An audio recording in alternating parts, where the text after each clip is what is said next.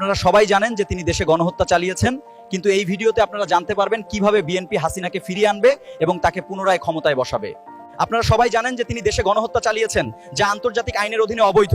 তাই responsibility to protect বা R2P ডক্ট্রিনের অধীনে তার বিচার করা হবে এবং যখন সেই বিচার হবে, ভারতের মিত্র তারেক রহমান হাসিনাকে সর্বোচ্চ স্তরে প্রোটোকল প্রদান করবেন যাতে জনসাধারণ তার ক্ষতি করতে না পারে। তিনি একজন মন্ত্রী, সাধারণত যে সমস্ত সুবিধা পান তা তাকে দেওয়া। দ্বিতীয় পয়েন্ট হলো বিএনপি নিজেরা যা তৈরি করছে, দেশের ভেতরে বিশৃঙ্খলা, ছাত্রদল এবং শিবিরের মধ্যকার চলমান সংঘাত যখন চরম পর্যায়ে পৌঁছাবে, তখন তারেক রহমান সরাসরি মার্কিন যুক্তরাষ্ট্রের সহযোগিতা আহ্বান করবেন বলে জানিয়েছে। জন্য সেই সময়ে ভারত যুক্তি দেবে যে বিএনপি পরিস্থিতি সামাল দিতে অক্ষম, দাবি করবে যে তাদের শাসনামলে সন্ত্রাসবাদ বৃদ্ধি পাচ্ছে। আন্তর্জাতিক আইন অনুযায়ী যুক্তরাষ্ট্র এই পদক্ষেপ গ্রহণ করবে।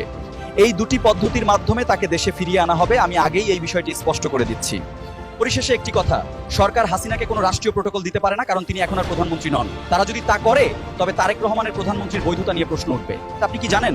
কারণ সংবিধান পরিবর্তন না করা পর্যন্ত বিএনপি সংবিধান অনুযায়ী তাকে রাষ্ট্রীয় প্রোটোকল দিতে বাধ্য থাকবে। এই বিষয়টি অবশ্যই মাথায় রাখবেন। আশা করি এটি পরিষ্কার হয়েছে।